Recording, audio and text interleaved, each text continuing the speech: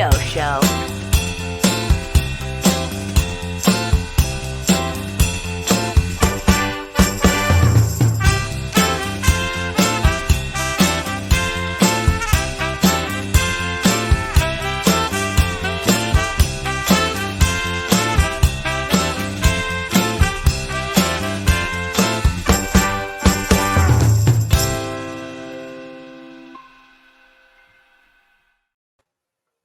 Welcome to the edition number 2 of the Bobby O Show. My name is Bob O'Potzner, and I have a very special show today for 2 reasons. Number 1, those of you who are watching the show live, today is September 11th, 2023, which is 22 years after the event of many, many years ago. That was an event that has changed all of our lives. And I also have, as a very, very special guest, the first selectman of the town of Richfield, Connecticut, Rudy Marconi.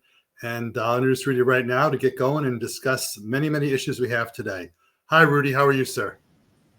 I'm well, Bob. How are you today? I'm doing very fine. Thank you. And Rudy, as I mentioned, how could we talk about anything on any day of 9/11 without having some discussion about that horrific event that happened 22 years ago? Do you remember where you were that day, Rudy? Oh, yes. I was right here, believe it or not. And you'll hear some sirens in the background. Our fire department responding. But it was an unbelievable day. You know, when we first got the news, we were thinking that it was a pleasure craft, civil aeronautics, small plane that may have hit the towers, only to find out what eventually everyone. Yeah, and Rudy, what happened for me, I had a different situation. I had 2 things that were impacting me. One is I was on trial at the Danbury Courthouse, and I remember driving from my office, which is about a 3-minute drive, and I remember hearing on CBS News, it's what you used to listen to the old days, and they thought it was a single Piper Cub of some kind of plane like that hitting, and then the second one hit, and so, of course, the case got postponed. But I also, Rudy, in that time, was on the Board of Education in Richfield. And we were, as you may recall, very worried as a town because we had so many people who were working in New York City. And we did not allow the kids to go home on the bus unless there was a parent to meet the kids. And we had a teacher on every bus. And it was an event that I can't believe it's 22 years ago, but it's an event that hopefully on today's date and going forward, we'll remember how great it was to be an American and how we'll have more unification in our society. Just so you know, we're having a little bit of a computer issue. So if you see a little delay in Rudy responding, it's not because he's being slow. It's that there's a little delay. Rudy, you still having trouble hearing? No, I can hear you fine. It's a little bit of a delay, as you said. We'll do the best we can, and we'll see what happens. So, Rudy, I was amazed in getting ready for today's show that you've been first selectman for 24 years. Not amazed that you've won all these elections, 8 elections, but that so much time has passed so quickly. Look back on your 24 years. Can you believe this many years has passed? No, it went by quickly. At this point in my life, reflecting on the past 24 years, actually 32 years here in town as an elected official, a lot of things have happened, and they're all good. We talked about 9/11, obviously being a negative, and for the entire country, with the school bundle that was at the beginning of the term, the purchase of Bennett's Pond for open space, 400 plus acres, and then everything else that succeeded that. It's been a real pleasure. And I've truly enjoyed getting things done and making our community a better place. I have to mention arts and culture with the assistance of many other people in our community. The arts and culture have been perhaps one of the most far-reaching and positive things that have happened in our community. So yeah, we're very proud of where we are today. I think people generally like living here, and the future is bright. Rudy, I was, as I said, on the Board of Ed at that point in time, and I remember the big role you played in the bundle. and there was a lot of controversy in our town as to how we were going to build another school, what we were going to do. Should it be a 6-7-8 school? Should it be a 5-6 and a 7-8? Where we're going to put it? And you were very instrumental in putting this deal together, because I remember you called a meeting of the planning and zoning and the Board of Education and the selectmen, I think even Board of Finance. I think we were all called to a big meeting to sit down and talk and say, hey guys, how do we get this thing done? And it took a lot of foresight and guts. And it was a time when the town came together. And it was interesting time at all. It was, and learned a lot from that. And the most important thing is being transparent, communication. That was the most critical thing. I went into neighborhoods, offered neighborhoods an opportunity to invite some neighbors over for some refreshments, and I showed the PowerPoint, a tax breakdown, and how we were going to increase taxes over the next 10 years. And at the end of the 10 years, believe it or not, we were within $65,000 of a total budget of what had been projected 10 years prior to that. However, we missed every individual point, but collectively we were on target. And I guess at the end, the other thing that's what counts. The other thing that was interesting also, Rudy, is that we did the so-called Dr. Chung report. I remember that report, which was how many kids we're going to have in school 10 years from now. And you'd say, how the heck can you figure that out? And I believe, if I'm not mistaken, that Dr. Chung was like 6 people off after 10 years. And we were criticized for how would be so far off. Right. And what you can't predict are 9/11 that happened in 2001 after the report came out. And of course, a recession that hit us at the end of that 9-year period. None of those can be taken into consideration. None of us have a crystal ball, and all of them impact society's behavior in terms of getting married, moving forward with a family, etc. It's quite an interesting phenomenon, but people don't realize how situations impact municipal government going forward relative to population, schools, the community, everything. As you probably know, you see me most nights walking out downtown. I usually walk between 4 and 4.5 miles downtown every night. And it is so beautiful what the downtown looks like in terms of walking. And anyone who comes to visit our town, and I live in East also, of course, is very impressed by what's going on. Rudy, what's happening downtown in the roads? I know that you've changed the direction in some way on Main Street. What's going on in the long term there on the roads? Yeah, that was a long process in planning. We started probably 6 years ago in planning that project. The DOT was looking at possibly widening Main Street. There was a lot of objection, needless to say, about the possibility of widening Main Street. And we came to the conclusion of what we have today. And I'm not going to go through every bit of detail, but basically we went curb to curb previously, redid the streets, did some new drainage, did all new curbing. And probably the most significant thing is we added some turning lanes that give an opportunity for cars that are making a left or a right or whatever it may be to get out of the way of the free-flowing traffic. The final part of that is new signalization that has yet to be finalized because of the way turn. It's worked out very well. I see an improvement already. Once the signalization goes into effect, that largest impact will be at the Prospect Street CVS entrance by taking one phase out of a cycle. Yeah, one phase out of a cycle of the traffic lights that will improve the level of service from a professional grade of F to a professional grade of C. C may not seem like a good grade anywhere in today's society, but when it comes to traffic, to go from an F to a C is a huge improvement. Now, Rudy, another thing we're doing in terms of walkways and traffic is the walkway being done by Luigi Way. What is that long-term project? What's that all about? Yes. That's part of what is called a LOTCIP grant, LOTCIP, Local Traffic Capital Improvement Program through the state of Connecticut, Department of Transportation.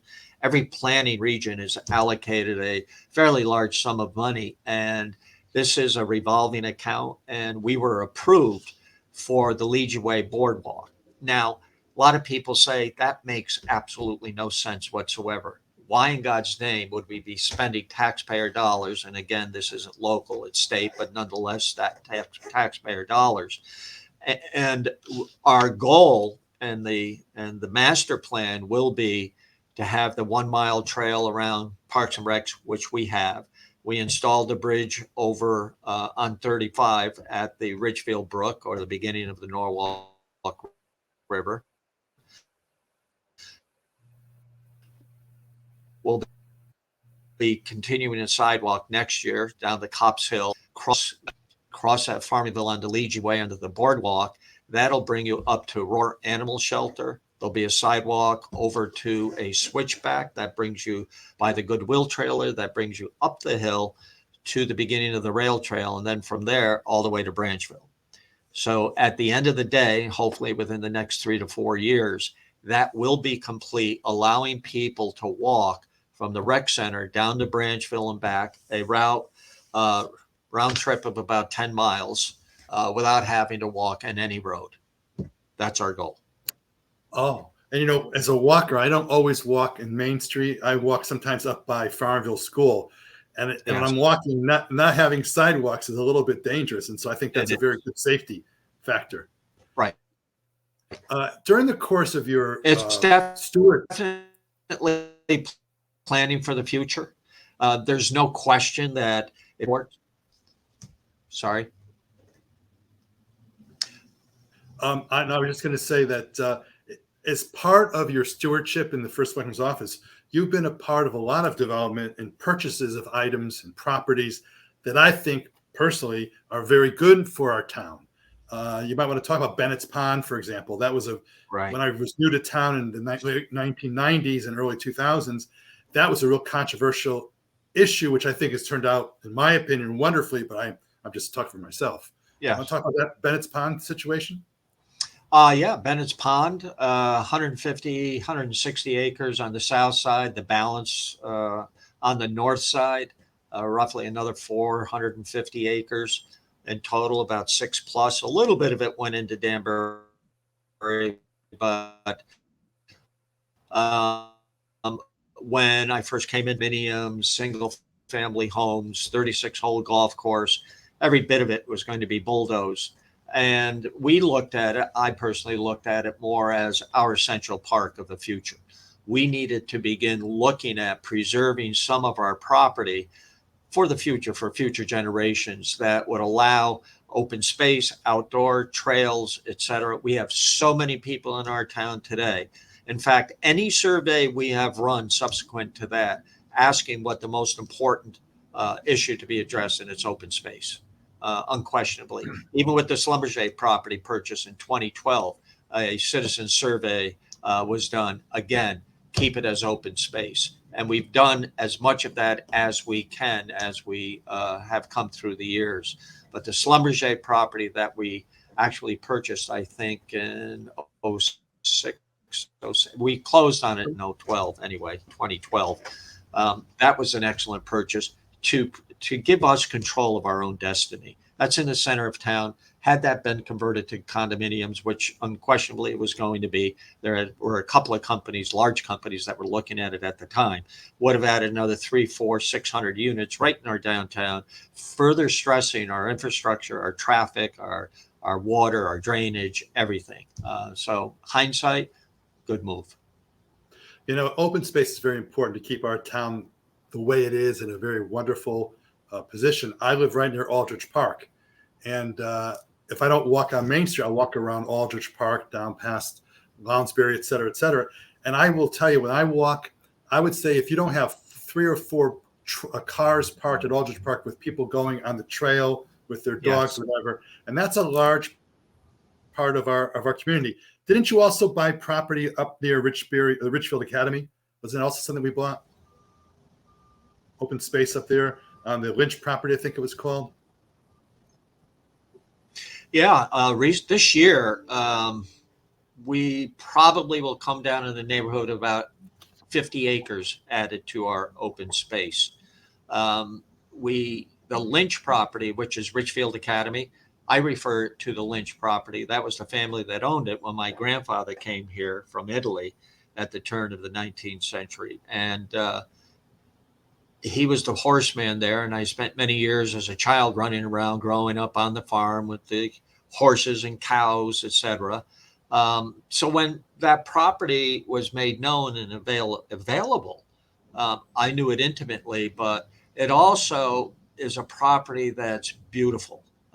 It, a lot of our open space are steep slopes or wetlands that we end up with. And, to be able to have a piece of property with beautiful acreage, rolling fields, was a huge step forward in that part of our community. And it was a smart move because it's our future. And there could have been 5, 6 houses developed in there. That would have been fine. We would have increased tax revenue, but that needs to be balanced with open space. So that's what the Board of Selectmen agreed to. They're on the same page. We all felt that this was a great buy for the town of Richfield. Actually, when I was in the Board of Ed, we were considering, and of course, the Board of Ed can't buy property. The town has to buy the property, but we were considering at one point in time whether or not we would consider buying Richfield Academy. And so we walked that property. We decided not to for a bunch of different reasons. But the more open space you have, I think the better off we are. Rudy, one thing that also developed during your tenure as first selectman is the Richfield Playhouse. And no matter where I go, if I say to someone I'm from Richfield, Connecticut, the first thing you hear is the Richfield Playhouse. Talk to me a little bit about how that acquisition took place, if you recall, and how we've gotten to the point now where it's really a nationally well-known entity. Right. In 1993, when I was on the Board of Selectmen, a lady named Jeremy Wilmot had the idea, and she invited me up for an open house to open up the auditorium, because after the high school closed in 72, Beringer Ingelheim first moved to town and occupied that building and did a lot of renovations, but they did not touch the auditorium. As a result, it sat in its state of repair for I don't know how many years, 30 years. And Jeremy had a venue, an arts venue, and she began with that. And then Barbara Manners got involved, and Barbara actually brought that playhouse to reality in the 96, 97, 98 years. The town put in a small amount of money to help out with the renovations. The rest of the money was raised privately, and the show was on the road. And there was no stopping it. And then I think in 99, 2000, maybe 99, Allison Stockel took over, and Allison truly brought it to where it is today. She put her entire life into that facility. I mean, there was countless hours that Allison spent. She's no longer a resident of our town, but she will be remembered forever because of her efforts and what she did for this community by bringing the Richfield Playhouse to reality and putting us on the map. It's over 250 shows a year, more like 300 shows a year, sold out performances time and time again. And it's yet nothing but a tremendous asset for our town, bringing people here to enjoy the music and to also enjoy our fine restaurants. Many of my colleagues across the state will say, how do you support all those restaurants? And I would say arts and culture. And they said, what do you mean arts and culture? How do you do that? And I said, it takes time. It takes being lucky, having the dedicated people that we've had, from Jeremy, Barbara Manners, Allison Stockel, having that group of ladies and their desire, their resolve to make this happen is what created that wonderful venue and help support everything we have in this community. Tremendous asset. I've had Allison on several of my shows when I did a show called 30 Minutes. and her devotion to the Ritual Playhouse was unbelievable. And the stories that she has, which I'm sure you've heard from Ringo Starr almost coming here, and what you say about the economy, it's true. It's a very good offshoot. The restaurants in town, I think, are thriving in large part because both the theater we have and also the Playhouse are amazing draws, and you need that for tax base. And we didn't develop the Playhouse for the tax base, but it certainly helps keep these businesses afloat. Rudy, we're having a little bit of trouble with our internet, which brings me to the topic of broadband, because I think the town of Richfield, in fact, we were talking about the broadband issue before we got on the show. What are we trying to do broadband-wise?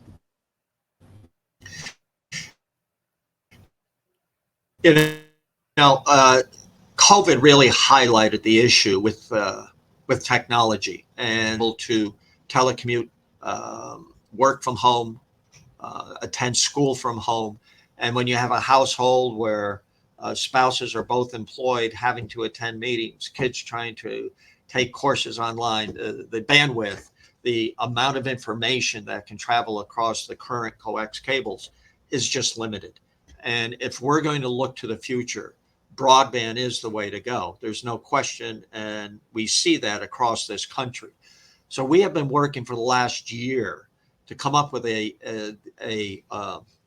solution to this issue. And what we would like to do, best case scenario, would be to actually wire this entire town, making broadband available to each and every home. It's not going to be easy. It's going to be very expensive, and we're going to have a lot. Connecticut is the telecom capital of the world. People, whether it's AT&T, Frontier, Spectrum, Comcast, whoever they are not going to want the town, a municipality, to get involved in that private sector. And there are going to be a lot of people, in theory, that don't understand it and would agree with that position. But in the research that we've completed, if we can be able to deliver to the people a system that gives you a minimum of 1 gig, and we're actually talking up to 10 gigs of space per household for the future, that allows you to communicate with speed. Fiber is light. The coax cable is copper. With light, you have we've done several studies.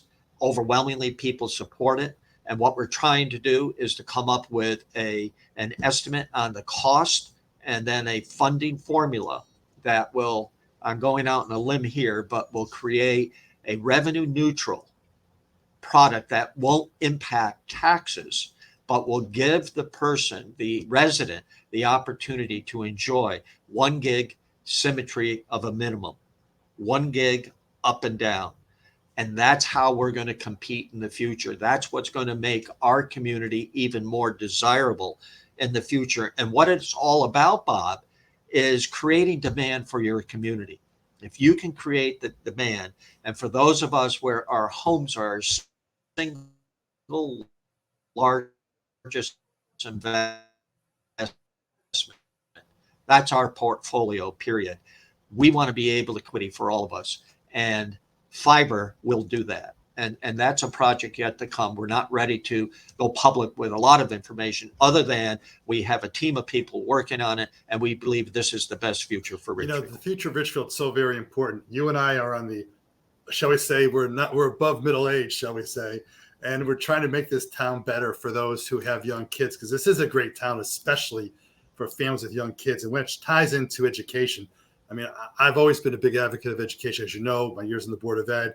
Yes. And you have been a good leader in education. By the way, again, just like the issues we talked about in terms of the Richfield Playhouse, how there's an additional factor. It helps revenue for the restaurant owners. While having great schools are great for kids, but it also helps keep the value of our properties at the higher end of the spectrum.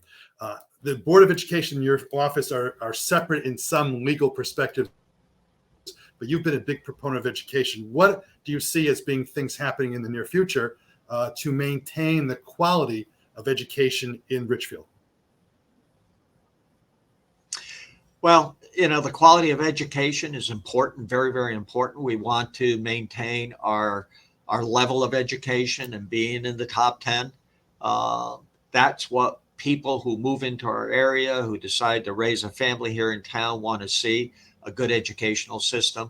And we've been able to do that for the last several decades at least, which is an asset for this town. And it involves not just a great superintendent, which we have now, or a proactive first selectman on the municipal side. It involves a whole team of people, from teachers to parents. Parents are very, very critical. And I'll say that having parents involved in their children's education is probably one of the most important things that you could ask for in terms of a child's development.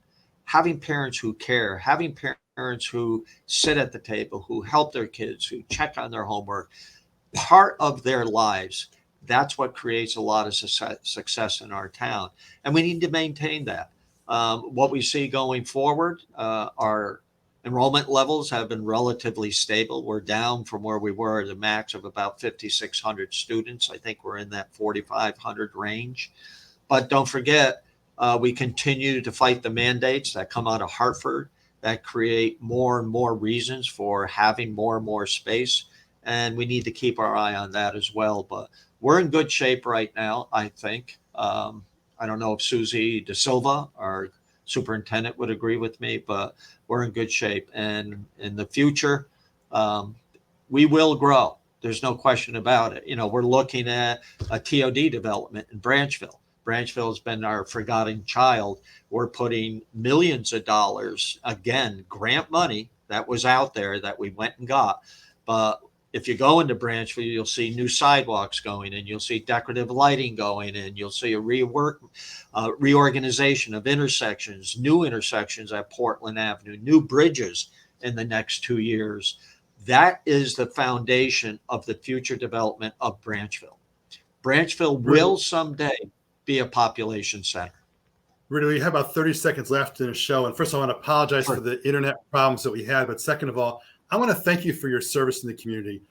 You and I have not always agreed upon every issue, but we've always disagreed, if we did, respectfully. And that's what we need to continue in our society. The fact that you're running unopposed is a real tribute to the work you've done, because you have always been someone who cared about the community first. You're a lifelong Richfield young man. And you've always put the town first versus politics. I want to thank you for that. And I hope to have you on soon again when the internet's working a little bit better. Okay, Rudy Bob, Marconi, thanks a lot. Thank you for your service. This has been Bob O'Potsner. It's been a pleasure. Welcome to the Bobby O Show. God bless everyone. Thank you.